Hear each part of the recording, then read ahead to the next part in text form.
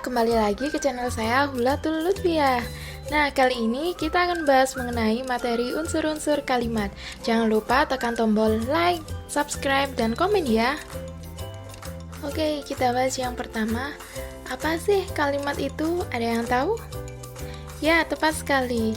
Kalimat merupakan gabungan dari dua kata ataupun lebih, baik itu dalam bentuk lisan maupun tulisan yang disusun sesuai pola tertentu sehingga memiliki arti. Nah, kalimat yang baik dan benar tentunya memiliki ciri-ciri yang tertentu, seperti adanya subjek, predikat, objek, dan keterangan atau biasa yang disebut SPOK. Lalu, apa saja sih unsur-unsur kalimat? Jadi, unsur-unsur pembentuk kalimat yang pertama yaitu S atau subjek. Subjek sering disebut sebagai unsur inti atau unsur pokok pada sebuah kalimat. Biasanya berupa kata-kata benda dan biasanya terletak sebelum unsur predikat. Subjek adalah bagian yang berfungsi untuk menunjukkan pelaku dalam kalimat. Pada umumnya, subjek terbentuk dari kata benda atau nomina serta diletakkan di awal kalimat. Tidak hanya kata tersebut, subjek juga bisa diisi dengan frasa ataupun klausa. Lalu yang kedua yaitu P atau predikat. Predikat yaitu unsur yang fungsinya menerangkan yang sedang dilakukan subjek pada kalimat. Predikat biasanya menggunakan kata kerja ataupun kata sifat. Namun tidak hanya itu, predikat juga dapat diisi dengan kata sifat dan kata benda. Nah, letak predikat sendiri yaitu berada di antara subjek dan objek. Oke, yang ketiga yaitu O atau objek. Objek biasanya terletak sesudah predikat. Dapat dikatakan objek merupakan keterangan yang berkaitan dengan predikat ataupun sesuatu yang menderita. Tapi pada kalimat pasif, objek menjadi subjek. Posisi objek harus selalu berada di belakang predikat. Dengan posisinya yang berada di belakang predikat, maka objek tidak didahului oleh preposisi.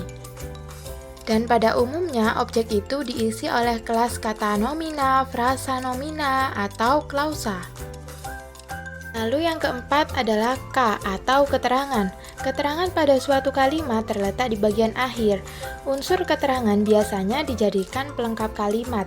Nah, keterangan bisa diisi oleh frasa, kata, ataupun anak kalimat.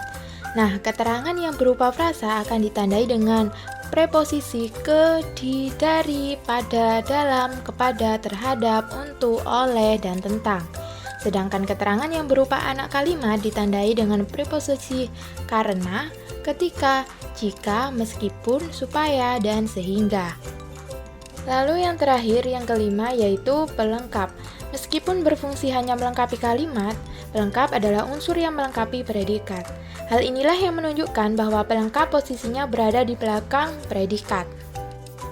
Lalu untuk pembahasan selanjutnya, yaitu mengenai ciri-ciri kalimat. Nah, sebuah kalimat memiliki ciri-ciri yang pertama, pada bahasa lisan diawali dengan kesenyapan serta diakhiri dengan kesenyapan pula. Yang kedua, pada bahasa tulis diawali dengan huruf kapital dan diakhiri dengan titik, tanda tanya, serta tanda seru. Lalu yang ketiga, kalimat aktif minimal terdiri dari subjek dan juga predikat. Lalu yang keempat, predikat transitif disertai dengan objek. Predikat intransitif bisa disertai dengan pelengkap. Lalu yang kelima, mengandung anggapan yang lengkap. Dan yang keenam yaitu menggunakan urutan yang logis di setiap kata maupun kelompok kata yang dimana mendukung fungsi SPOK dan disusun ke dalam satuan sesuai dengan fungsinya. Lalu yang ketujuh, mengandung satuan makna, ide atas pesan yang dijelas. Lalu yang kedelapan yaitu dalam paragraf yang terdiri dari dua kalimat atau lebih, kalimat-kalimat tersebut disusun ke dalam satuan makna pikiran yang saling berkaitan.